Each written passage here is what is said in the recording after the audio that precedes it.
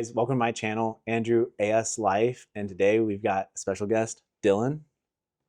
Hey, Dylan, or Afro Ninja. Afro Ninja. All right, bet. Is that on all socials? Yes, on all socials, Facebook, Instagram, Twitter. I'm on everywhere. Hell yeah. What originally got you into the rave slash festival scene slash community? So an old buddy of mine from, oh man, it's probably been about 12 years now. Hell yeah. All right. But we used to work at this pizza shop together, and I worked this place during high school. It was my first job, and we hung out together all the time after work, and just started listening more and more of his music. Really Yeah. got into Excision. Hell yeah, that was the time, And, though. Yeah, no, it was peak 2016, 2017. I thought that was the best of Excision. But yeah, then I started exploring more whenever I was listening to music on my own. Really got into house and All right. like hardcore, that kind of stuff, the All right, European bet. stuff. And yeah, eventually took me to my first shows, Excision, Liquid Stranger, and Monks at the Midland. Banger. Killer show. Yeah. And it was my first show. I didn't know what to do or like how to be prepared, so I came pretty messed up. And it was an experience for me because like 75% of the show, it's just black. There's no lights, no lights. Like Monks didn't have any visuals. Oh, Liquid for Stranger didn't have any visuals, and then That's Excision comes crazy. up with the Paradox. Yeah, sound. yeah. And like all the sheets just drop when he comes up, and like nothing but lights everywhere, lasers. Like my face was melting. It was insane. And then that was also the year they had the mechanical dinosaur that came out on stage and like blew out the CO2. Lost my mind. I didn't think it was real the entire time. And on our way back to our car, I'm just sitting there talking about it. It's like, there's no way that was real. I had to be tripping. But no, it was insane. And from that moment on, I was hooked. Hell yeah. All right. Dylan, what is your favorite thing about the scene or community? It's the community aspect of it. Like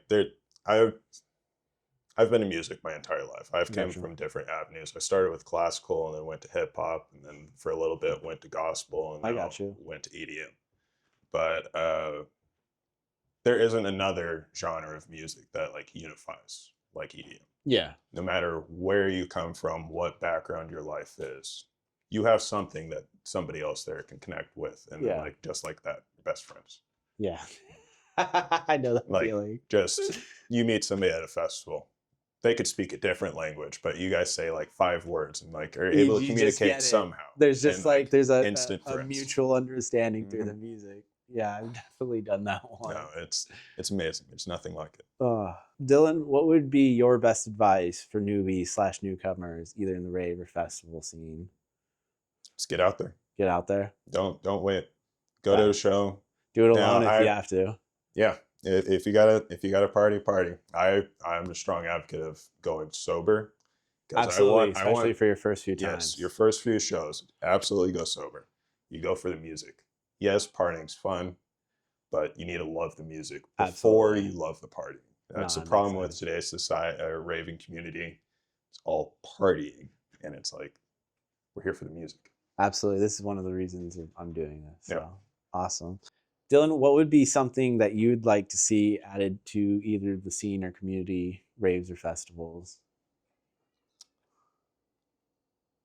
More No, not more structure. More morals. More morals? How so? How would you define that? I grew up Catholic, so I have a very strong moral code. I got you. And like I'm all about people being free, but at the same time, you have to have respect for other people and respect for yourself. Oh, for sure. And yeah, I don't know. I just feel like people have lost all respect just in general for themselves and other people. And if people learn how to respect themselves, they'll actually be able to love themselves eventually. Absolutely. And not have to show out by like doing the most extravagant things. Yeah. And like just be who you're meant to be.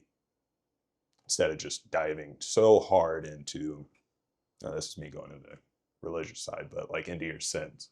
Okay. You don't need to sin 24/7. Like I'm not going to sit there and preach and say you got to be like a child of God or whatever. Yeah. But just have some morals, have some structure to your own life, and once the people in the community can do that for themselves, it will change the community itself into something unstoppable. Absolutely. Okay.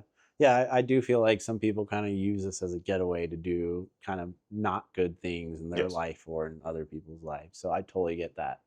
Um, and then, Dylan, what would be something you'd like to see added to either raves, festivals? More diversity. Now, I am a rhythm artist. I love my dubstep, Absolutely. but I want more diversity at these shows. At the shows, local shows, at the bigger, huge shows like thrown by Bordeaux, whatever. We need more diversity. And even at these festivals, like we don't have too many European artists coming here. No, that's true, and that's one thing I try to do is when they come to a local show Mhm. or a festival, show up.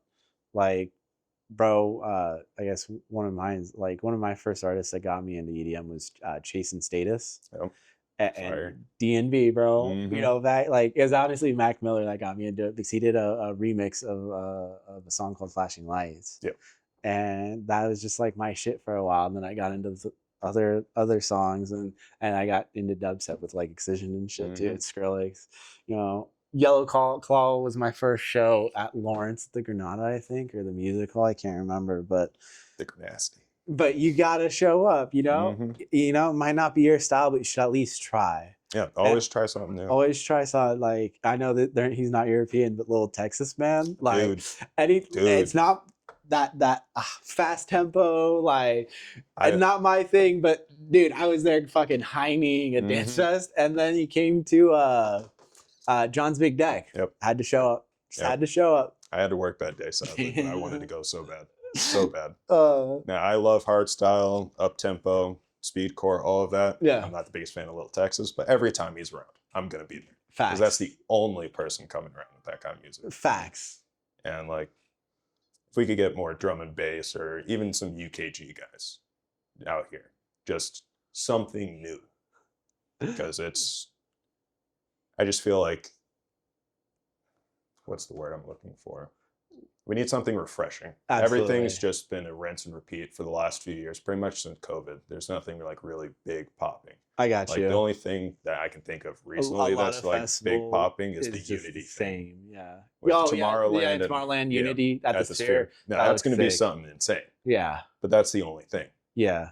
I feel you. No, that's crazy. But they are bringing back Tomorrow World, I can't wait. so I would love to go. that's the announcement out of that. So it's gonna be, you know, well, what's crazy is Disney owns Tomorrow World rights here in the United States. Oh, wow. Yeah, that's I why did not know that. it was so crazy that they failed in Atlanta, their Mhm. first, or was it their second year, first year? I can't remember. Yeah, I wanted to go, but I didn't go, so I didn't care. There's 20, 30,000 people stuck out there for like a day and a half because it rained so hard. The Ubers and Lyfts weren't popping up and the public transit was limited. So it really like screwed up a lot of people for a good amount of time. That happened at the first Lost Lanes too. Oof. Huh. I was supposed to go to that, but I had to pet it for everybody because I drew the short straw. Damn. No, we literally had straws. Damn. Like, it was a group of like 15 of us. We all drew straws. And I got the short one. Burnt toast theory. That's all I gotta say. Okay. What would you say is your best show / artist you've seen, or a few good instances if you can't narrow it down? Yeah, that's a hard one. So for me, the Ghastly inspired me to produce music. Hell yeah. I saw him in Lawrence. I believe it was in 2019, might have been 2018 at the Liberty Hall. Sick. Super great show. First time seeing Ghastly, and like always been one of my favorites. And do you like his Gengar sets? I'm not the biggest fan of Gengar. Damn. All right. I honestly think I love Ghastly. I'm not the biggest fan of Gengar. It's a good set still, but I think it's just generic dubstep. That makes sense. I get you on There's that. nothing really special to it. Yeah. Other than a couple Pokemon remixes here and there. And his visuals, yeah. But eventually, he's going to get caught by fucking Pokemon, and then that's all going to be gone. That's true. Yeah. Yeah. You can only use so much of, well, I guess you could argue parody laws in a way. Yeah. So. But Ghastly inspired me to produce music, And Sudden Death, always wearing the merch. Hell yeah. He inspired me to DJ. And that's kind of what my style of music goes towards for DJing, more of the darker, I'm not quite too evil as Sudden Death, Yeah. but I still kind of like that vibe almost to it. I feel you. And then I started listening more and more rhythm and then adding that into it. So now it's just all kinds of fun. Super dark, super heavy, lots of fun. For your Sudden Death, are you with someone who prefers his Void set or like his typical DJ sets? Void set. Hell yeah, that dude. Void set all day. It's an experience. Now I will say it's getting a little bit over the too top. evil for my taste, especially his most Imagery, recent one. Yeah. But that's just my upbringing through life. Absolutely. Coming into play there, but it's still a great time. I got you. And then what would you say is unique about Kansas City's EDM scene / community? Unique? I mean, I don't know. I've been around the scene in the States, like Florida. I haven't been on the West Coast side, so I can't speak from there, but like Colorado, north and south of Missouri. But I don't know. Everybody here loves 140, like the deep dub stuff, and yeah, I've never really been a big fan of it. Heavy city for sure. But a lot of headbangers and bass hunters. Yeah, but I like the faster stuff, so I never could get ahead with that. I kind of forgot what the question was. It kind of unique about Kansas City. Unique, yeah. What's unique about Kansas City? Yeah, it's the wubs. They love the wubs. Wubs and dubs. Yeah, wubs and dubs. And I don't know. It's still the Midwest, so we're still a little country. That's true. No matter how urbanized you are, you're still a little country. So you still have a little bit more respect. Like out in Florida, there is no respect. They don't care what you're wearing. Like if they'll step on your shoes, you can get the nicer shoes. Your shoes are going to be ruined by the end of the night. And nobody's going to say sorry. You're going to get so many drinks spilled on you, fights all the time, crazy stuff. But St. Louis.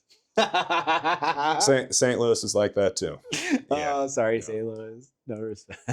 St. Louis is wild. You can have some crazy times out there, but it does get a little overboard. The St. Louis hate from Kansas City. All right, guys. I'm sorry. Well, how would you describe a rave here in the United States? That's a pretty good explanation. Just a gasp. Gasp. It's an experience. Like for a huge production show, every aspect of the show itself is a huge performance, whether it's just the decorations themselves or the visuals, the sound, just everything there is just meant to bring up the vibe. Yes. Like just, I don't know, I haven't been to a rave outside of the United States, so I can't speak more on what everything else is like, totally but it's so insane. And then you go to a festival, like you think shows are insane. You go to a festival, it's just a different world. With that in mind, how would you describe a festival here in the United States? It's a different world. Like raves are one thing, and then you take that times 100, you go to a festival. You are free.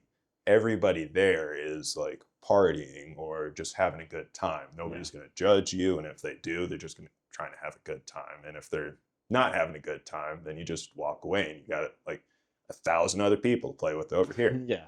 And like one of my favorite things to do at a festival is just walk around.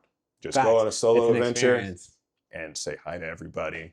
And if you got little trinkets, I usually have these little ducks to give out. Hell yeah, ducks are so popular. Yeah, I have so many unique sprouts that I put them on my hat and then I just put them on people. There you go. But my Dance Fest group, we call ourselves the Quackers because we always have ducks. The last 2 years, we've always had ducks. That's funny as hell. What festivals do you usually go to? Our main festival we go to is Dance Fest. It's just close. I've gone for the last 6 years now. That's baller. And they honestly need a loyalty system like Electric Force or something. This will be my 7th one this year. Hell yeah. And better make it on the lineup this year. This is my 3rd year applying. I don't know how I didn't make the last 2 years. Yo, get this man Bored a of- set. bored of- Get this man a set. Please get me on this set. Yo, plug the song one more time. Bora. Getting tired of doing these renegade sets. They're fun, but get me on a stage. Get me on a stage.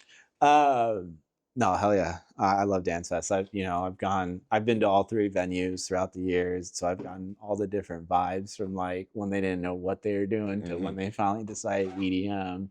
And then honestly, Camp, what is it? Wildwoods. Yep.